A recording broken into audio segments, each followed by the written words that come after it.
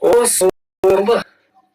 Әлі мұңай отырса, неменеге мұңай болсын, мұңай отырсың, өзіңнің сорлығың кесімінен мұңай отырсың. Неге? Өйткені, сен жекене артынан пышақ сұғып отырса да, балтыңнан біреуді теп ата да, қарап тұрсың. Сөйлемейсің, жауап бермейсің, аты жоқ вообще. Өйткені сен сорлысың, өйткені үнсіздіксің. Сен сабырмен үнсіздікті шастырма. Сенде тұрған әлға сабыр емес, сендегі тұрған үнсіздік. Сабыр сені бағы жоқ жақсылыққа итермелейді, ал үнсіздік болса сені нағыз сол адам етеді. Так что, қалай өзіңнің құқығыңды қорға.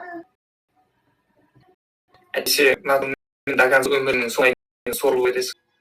Короче, мен шешім шығардым. Үнсіздікпен сұлу болып беретін болдым. Ал үндейтін болсам, страшно қараған болады достар. Страшно қырым болады. Ондай қырғын маған керек емес. Мен айтып тұрмын ғой, тағы да сорлы болып қалдым, тағы да сорлы. Өйткені постоянно тыныштықты алайын, конфликт қаламаймын, ұрыстан қашамын. Мен только әрине төгілсем баламен. Ал андай ұрыс айқай семейный ссор анау дегенді көтере алмаймын. Ондай шыдай да алмаймын. Так что, біреудің ағын жүгіріп жүретін, біреудің аң жүретін, біреудің семьясын жамандайтын, мен вообще уақытым. Мен режим. Қазір ұйқым керек, ертең сағат 6-да пойдем.